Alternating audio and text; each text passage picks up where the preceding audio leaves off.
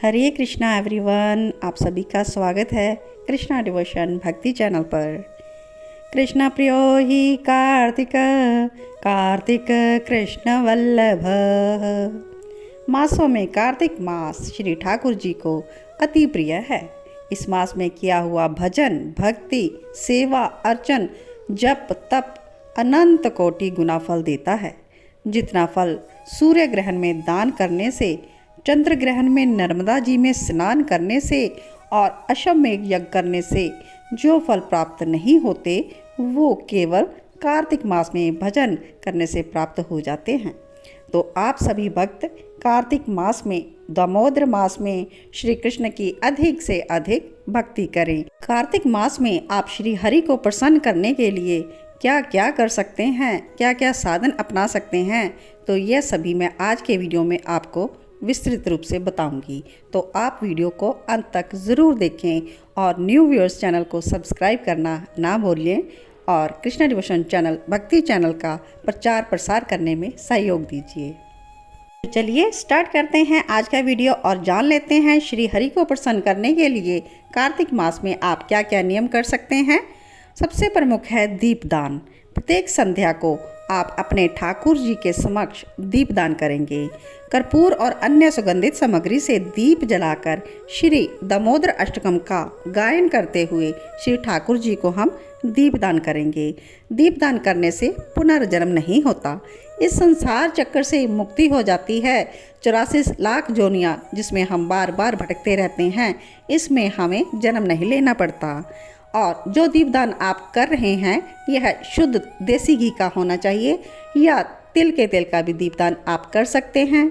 और जो दीपदान आप दे रहे हैं वो 1 की संख्या में, 5 की संख्या में, 11 की संख्या में, इस प्रकार विषम संख्या में होना चाहिए। अपनी सुविधा के अनुसार आप उतने ही दीपदान करने का नियम अपना सकते हैं। सेकंड नियम है अखंड दीपदान का, यानी कि पूरे मास में श्री ठाकुर जी के समक्ष अखंड दीप प्रज्वलित करें।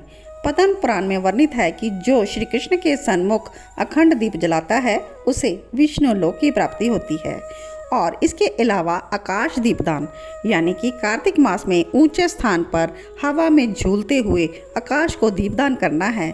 और यह करने से आपके पूरे कुल का उद्धार हो जाता है और विष्णु लोक की प्राप्ति होती है। जिस प्रकार सभी ग्रह नक्षत्र बिना आधार के आकाश में स्थित हैं, इसी प्रकार आपको किसी हैंगिंग वस्तु से लटका देना है और उसमें आपको दीपदान इस प्रकार करना है कि यह बिना आधार के हो, यानी कि आपको किसी ऊंचे स्थान पर लटकाते हुए किसी वस्तु में दीपदान करना है, आकाश दीपदान। और इसके बाद आती है तुलसी जी को दीपदान और तुलसी परिक्रमा।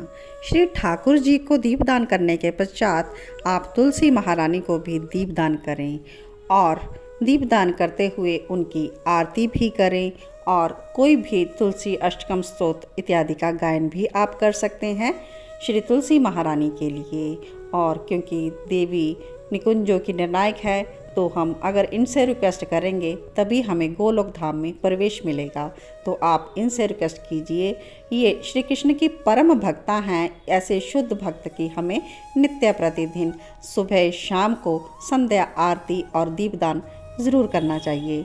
तुलसी महारानी की आप कम से कम 3 परिक्रमा या 4 परिक्रमा या फिर 108 परिक्रमा कर सकते हैं। अपनी योग्य क्षमता के अनुसार आप परिक्रमा करें और अंत में श्री तुलसी जी के चरणार विंदों में आप नतमस्तक होएं।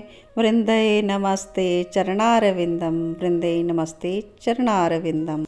नेक्स्ट है वृंदावन धाम की परिक्रमा। अगर आप श्री वृंदावन धाम की परिक्रमा कार्तिक मास में कर सकते हैं तो आप श्री धाम की परिक्रमा करने का नियम भी ले सकते हैं। और जो धाम में नहीं रहते वो अपने श्री ठाकुर जी की ही 4 परिक्रमा अवश्य लगाएं।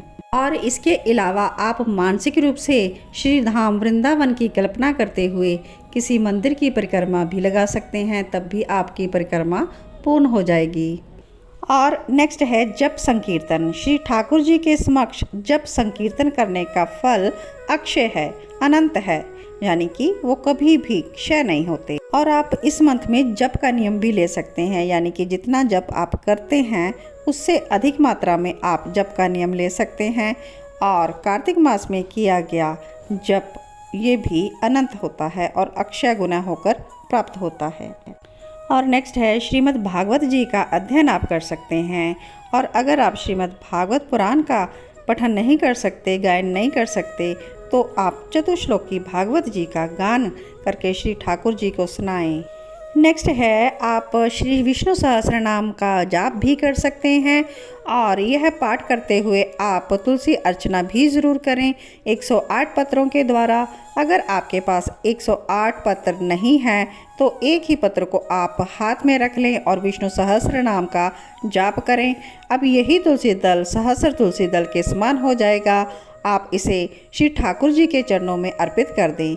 इसके अलावा आप गजेंद्र मोक्ष का पाठ भी कर सकते हैं। और नेक्स्ट है श्री कृष्ण को प्रिय लगने वाली गौ माता की सेवा। आप गौ माता की सेवा इस मंथ में ज़रूर करें और उनको चारा, जल और ठंडी से बचाने के लिए उनके लिए व्यवस्था कर सकते हैं। और अगर आप समर्थ हैं तो आप गौ का दान भी कर सकते हैं, या फिर आप उनके लिए हर मंथ कुछ सेविंग करें और आप गौ माता के निमित्त दान ज़रूर करें। और नेक्स्ट है कार्तिक मास में कार्तिक महत्तमय कथा का श्रवण ज़रूर करें। कार्तिक मास में जो आप कथा श्रवण करते हैं वह करोड़ों गुना फल देती है। और अगर आप कथा के बीच में बैठे हुए महामंत्र का जप करते हैं तब तो वो और भी उत्तम है और दुर्लभ कृष्ण भक्ति प्रदान करता है। यह सब सेवाएं सुलभ हैं और आप ज़रूर कर सकते हैं। और इसके साथ साथ आप कार्तिक के प्रमुख जो नियम हैं उनका भी पालन करें, जैसा कि ब्रह्मचर्य का पालन करना और आधी रात तक जागरण करना और प्रभु के नाम का संकीर्तन करना, किसी नदी या जो आपके निकट कोई पवित्र स्थान है उसमें जाकर स्नान करना और भूमि शयन करना। भूमि शयन के लिए आपको चादर डालकर, पतला कपड़ा डालकर सोना है, ये नहीं कि आप गद्दा डालकर सोएं। जो भी भक्त कार्तिक मास में भूमि शयन करते हैं, पृथ्वी माता उनके हृदय में सात्विक भावों को प्रकट कर देती है। और कार्तिक मास में आप ब्रह्म मुहूर्त स्नान तो अवश्य करें, जो कि यह मुख्य नियम है। आप गंगा जल, तुलसी दल और तिल डालकर स्नान कर सकते हैं और उसके बाद भजन, जप इत्यादि भी कर सकते हैं। कार्तिक मास में आप अधिक से अधिक नियम अपनाएं जो आपसे संभवता से हो पाए। आप श्री ठाकुर जी को प्रसन्न करना चाहते हैं तो इन नियमों का पालन आप अवश्य करें और कथा, सत्संग इत्यादि श्रवण करते ही रहें, जिसे सुनकर हृदय में भक्ति बढ़े। किसी भी व्यर्थ की बातों में ना उलझें और सबके लिए अच्छा सोचें, अच्छा बोलें, क्योंकि जो हमारे कर्म है ना, उनके कारण आज तक हम 84 के चक्कर में भटक रहे हैं और इतना विलंब हो चुका है कि अभी तक हम इस संसार में हैं और श्री हरि ठाकुर जी हमें अभी तक नहीं मिले हैं। तो इन सब बातों का हमें ध्यान रखना है और जो नियम सहज से हो पाए आपसे उनका दृढ़ता से पालन करें। श्री हरि बहुत ही दयालु हैं, वो आप सब भक्तजनों पर अपनी कृपा दृष्टि बनाए रखें। हे कृष्ण करुणा सिंधु दीन बंधु जगतपते गोपेश गोपिका कांतम राधा कांतम नमस्तुते। तो आप सबने श्रवण की कार्तिक मास में किए जाने वाले नियमों और खास सेवाओं के बारे में विस्तार से जानकारी प्राप्त की। और आप इस वीडियो को आगे ज़्यादा से ज़्यादा शेयर करें ताकि अन्य भक्तजन भी कार्तिक के नियम में ऐसी सभी सेवाएं अपने लाइफ में ज़रूर अपना सकें। और कार्तिक मास गोविंद का प्रिय मास, प्रभु का प्रिय मास, और इसमें प्रभु की भक्ति अत्यधिक कर सकें और श्री कृष्ण की कृपा प्राप्त कर सकें। और आप भी इस वीडियो को शेयर करके एक पुण्य और अर्जित कीजिए और कृष्णा डिवोशन चैनल को आप ज़्यादा से ज़्यादा शेयर एंड सब्सक्राइब करते चलें। और आशा करती हूँ आपको आज का वीडियो पसंद आ गया होगा।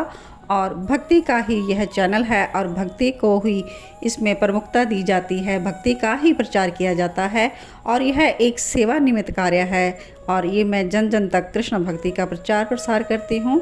और आप सभी इस चैनल में बने रहें और अपने कमेंट्स ज़रूर देते रहें। जय श्री कृष्णा, जय श्री राधे, हरि हरि बोल। कार्तिक मास की जय हो। हरे कृष्णा कृष्णा कृष्णा हरे हरे, हरे राम